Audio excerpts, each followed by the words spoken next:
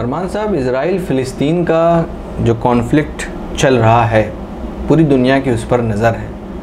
कौन जीता कौन हारा, सबके जहन में ये सवाल है। कुछ लोग कहते हैं कि इज़राइल ने जीत हासिल की है, कुछ लोग ये कहते हैं कि नहीं, एक छोटे से मिलिटेंट ग्रुप हमास ने जीत हासिल की है। तो इस लड़ाई का इतिहास जो है वो कहाँ से शुरू होता है और न जाने कब ख़त्म होगा, इस पर अगर आप कुछ बताएं हमारी ऑडियंस को तो बेहतर रहेगा। इतिहास चालू होता है, फ़िलिस्तीन का जो एरिया था वो ओटोमन एम्पायर कंट्रोल करती थी। ओटोमन एम्पायर लड़ाई में हार गई, ये हिस्सा चला गया ब्रिटेन के पास। ब्रिटेन ये हिस्सा कंट्रोल करती थी। अच्छा। जब ब्रिटेन कंट्रोल कर रही थी तो उसने जो है ज्यूस को बसाना चालू किया, यूरोप से फ़िलिस्तीन में डाला। तो आईपी बन गया इज़राइल फ़िलिस्तीन, इंडिया पाकिस्तान। ये लड़ाई इंडिया पाकिस्तान की अभी भी चल रही कि नहीं?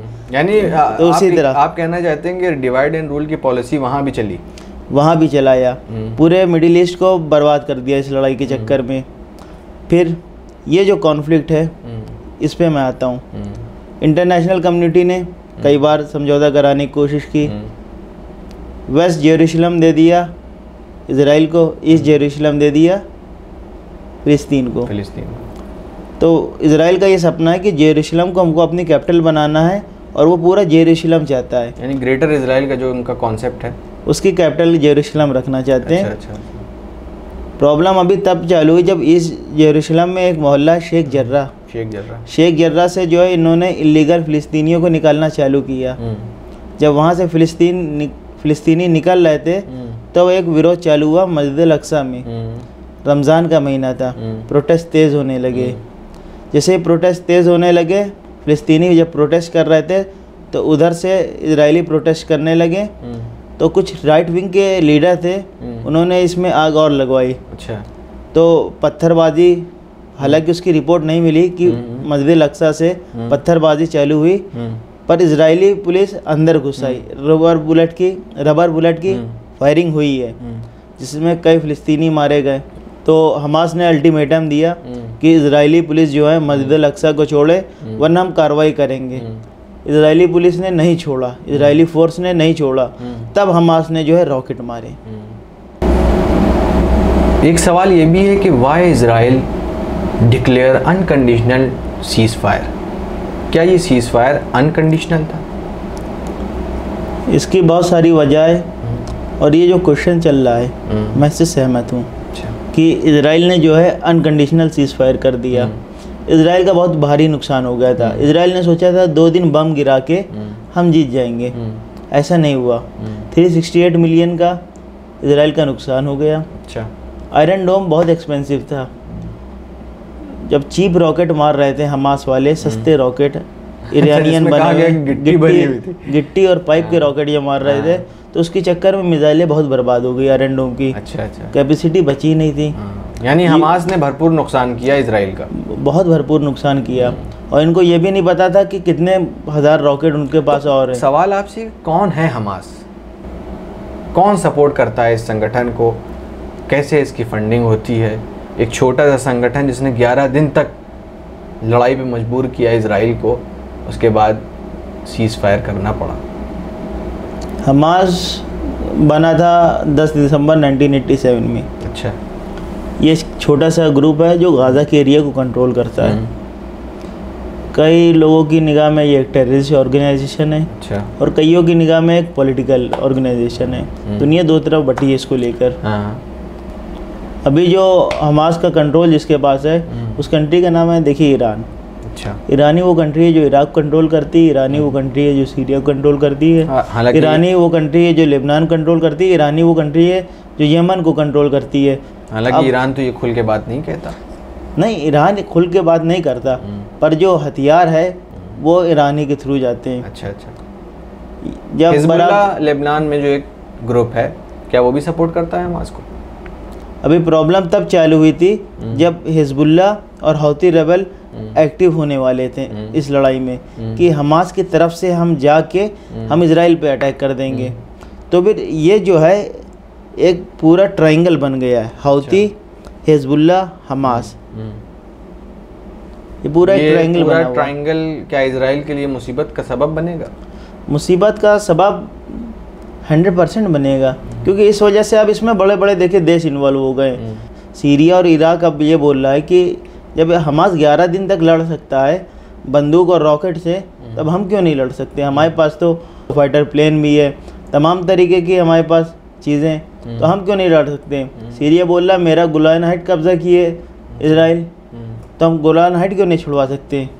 अब यहाँ पे ये थ्योरी बन गई है कि इसराइल को एक हवा समझा जाता था। अच्छा। न्यूक्लियर पावर है, तमाम तरह की उसके पास चीज़ें हैं, लेकिन अब जो है लोगों को समझ में आ गया है जिसको हम इतना ज़्यादा आकर रहते हैं, अब उतना कुछ है नहीं इसराइल के पास। अच्छा, लेकिन इंटरनेशनल मीडिया जो ये बात कर रही है कि इसराइल ने एक तरीके से सीज़ फायर करके ये बताया कि हम शांति चाहते हैं, ये इंटरनेशनल मीडिया में नहीं चल रहा, ये 2-3 हिंदी पेपर में चल रहा है, व्हाट्सएप में चल रहा है, फेसबुक में चल रहा है, आपने ध्यान दिया होगा। ये वहीं पे होगा, इंटरनेशनल मीडिया में ही है। कुछ यूट्यूबर्स भी हैं जो राइट विंग आइडियोलॉजी को एक्सट्रीमिस्ट सपोर्ट करते हैं। अच्छा, ये भी आपसे एक सवाल है कि इंडिया का जो स्टैंड रहा है इसराइल और फ़लस्तीन कॉन्फ्लिक्ट को लेकर, वो एक न्यूट्रल, बल्कि ये इस तरह का है कि फ़लस्तीन के फेवर में ही रहा है, तो इस पर आप क्या कहेंगे? इंडिया का सपोर्ट हमेशा से फ़लस्तीन को रहा है, ये जवाहरलाल नेहरू ने किया था। देखिए किसी भी गवर्नमेंट, गांधी ने भी इस मसले को लेकर काफ़ी बातें कही। किसी भी गवर्नमेंट के आने या किसी गवर्नमेंट के जाने से कोई फ़र्क नहीं पड़ता फॉरेन पॉलिसी में। फॉरेन पॉलिसी जो पढ़े लिखे लोग बैठे हैं, वो चला, जो आपके एम्बेसडर्स हैं, वो चलाते हैं। यानी फॉरेन पॉलिसी में कोई भी दखल नहीं रहता गवर्नमेंट का। जो जवाहरलाल नेहरू चला रहे थे, जो पॉलिसी जवाहरलाल नेहरू की थी, वो नरेंद्र मोदी को चलानी ही पड़ेगी, ना आप कोई अंतर नहीं कर सकते। यही वाजपेयी जी का एक जो भाषण जो चल रहा था, हम कर रहे हैं, वो आपने देखा होगा, वो भाषण हमने देखा, और हम यही बात कर रहे हैं कि ट्विटर, फेसबुक, व्हाट्सएप पर जो इजराइल के नाम पर सपोर्ट चल रहा है, आई स्टैंड विद इजराइल, तो वो अलग है, और इंडिया का जो स्टैंड है इजराइल और फ़लस्तीन कॉन्फ्लिक्ट को लेकर, वो अलग है। ये देखिए आपस की समझ की बात रहती है। ये इंडिया में ये नहीं चल रहा था। राइट विंग आइडियोलॉजी के कुछ एक्सट्रीमिस्ट जो है ये चला रहे थे। आपने जहाँ भी देखा होगा तो ये एक्सट्रीमिस्ट चला रहे थे इंडिया में, ये इंडिया की तरफ से नहीं चल रहा था। अच्छा। भारत सरकार ने यूएनई में वोट करके बता दिया कि वो फ़लस्तीन का समर्थन करती है अभी। तो ये कहना, हालांकि ऐसा नहीं है कि इजराइल को भारत सरकार कुछ नहीं समझती है, इजराइल को भी वो समझती है। इजराइल को भी वो नाम लेके कई बार कहती है, इजराइल को तो देश ही नहीं माना जाता, लेकिन फिर भी भारत सरकार ने एक हद तक बहुत किया इजराइल के साथ लेकिन यूएन ने, यूनाइटेड स्टेट ने ये बात कही कि इजराइल को अपना डिफेंस करने का हक है। यूएन ने कही, यूएस ने कही, सब यही कह रहे हैं। लेकिन अब माहौल देखिए बदल गया है। अभी 2-3 दिन पहले जो है, आपने वो देखा होगा, रिपोर्ट देखी होगी, उसमें भी माहौल बदला था इजराइल के खिलाफ। यूएन में एक माहौल जो चाइना ने जो चलाया था, चाइना यूएन में इजराइल के खिलाफ अभियान चलाने में कामयाब रहा। अच्छा। चाइना ने ये साबित कर दिया कि इजराइल रेसिस्ट है, ज्यूस के अंदर ही रेसिज्म है जो इजराइल में रह रहे हैं। तो चाइना एक हद तक कामयाब हो गया। जो इस लड़ाई थी, उस लड़ाई में जो फ़लस्तीन की जिसने सबसे ज़्यादा मदद करी वो है चाइना। तो यही है। राहत इंदौरी साहब का एक शेर है कि सरहदों पर बहुत तनाव है क्या, पता करो कहीं चुनाव है क्या। ये शेर जैसे कि सरहदों पे तनाव होता है तो उसके लिए बहुत लोग कोट करते हैं। तो इजराइल और फ़लस्तीन का जो कॉन्फ्लिक्ट हुआ, क्या आपको लगता है नेतन्याहू पर जो करप्शन के चार्जेस थे और चुनाव हारने का जो डर था, क्या वो इस वजह से है ये पूरी लड़ाई? देखिए मेनली वो जो आपने कोट किया, ये जो शेयर किया है, मसला देखिए यही है। नेतन्याहू को कई बार मौका दिया गया, कई बार ये अपनी गवर्नमेंट नहीं बना पाए। कई बार चुनाव हुआ, 2 साल से तो चुनाव ही चल रहा है वहाँ पे, नहीं हो पाया। आज 31 तारीख है, सबसे बड़ा झटका 30 तारीख को मिला जब इनके साथी छोड़ के जाने लगे। अच्छा, ये बोलने लगे कि इन्होंने जंग करा के इजराइल को हरवा दिया लड़ाई में। अच्छा, यानी एक छोटे से ग्रुप के आगे, मतलब अपने आप को इतना बड़ा सुपर पावर कहने वाले एक छोटे से ग्रुप के आगे बेबस नजर आए।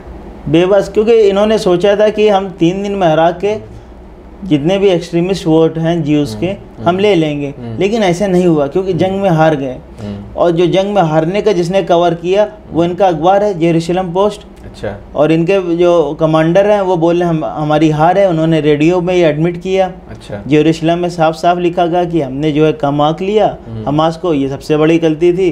हिजबुल्लाह की ताकत हद से ज़्यादा बढ़ गई और ईरानियन सपोर्ट जो है गाज़ा में वो बहुत ज़्यादा बढ़ गया। जनरल कासिम सुलेमानी जो जाल बिछा के गए थे उसमें इजराइल फंस गया। अच्छा, खैर ये जो लड़ाई हुई उसमें जो भयावह तस्वीर सामने आई, छोटे छोटे बच्चों की मौतें हुई, घर जला दिए गए, किस तरीक़े की जो तस्वीर आई दिल दहला देने वाली, तो हम वही कहेंगे इसका कंक्लूज़न क्या है?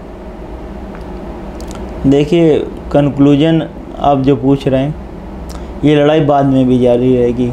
हो सकता हो कल से फिर से चालू हो जाए, 1 हफ्ते बाद, 2 हफ्ते बाद, 2 महीने बाद। ये लड़ाई नहीं कम होगी जब तक इंटरनेशनल कम्युनिटी साथ में बैठ के एक फ़ैसला ना कराए। ये लड़ाई चलती रहेगी। ये एक साइकोलॉजिकल वार था, दोनों पार्टी को पता था कि लड़ाई नहीं होगी, वार की पोजीशन जो है वार की पोजीशन बन जाएगी पर वार नहीं होगा। इसमें दिखाना था अपर हैंड किसका है। पहली बार शॉक कर दिया, पूरी दुनिया को साथ में किया ही, इजराइल के साथ पूरी दुनिया को जो है शॉक कर दिया हमास ने। जिस तरह 11 दिन वो सरवाइव कर गई और फिर सीज़ फायर की जब नौबत आई तब बड़े से बड़ा देश हैरत में पड़ गया कि ये हुआ क्या। और हिजबुल्लाह के जो चीफ हैं हसन नसरुल्लाह ने कहा कि ये मेरे लिए बहुत जश्न की बात है। अच्छा, मैं बहुत खुश हूं। तस्वीरें आई इजराइल से भी आई, फ़िलिस्तीन से भी आई, दोनों तरफ जश्न मनाए गए। खैर अब ये बातें हुई और उम्मीद करते हैं कि आगे भी हम इस तरह के टॉपिक हमारी ऑडियंस को दिखाते रहें। बहुत बहुत शुक्रिया।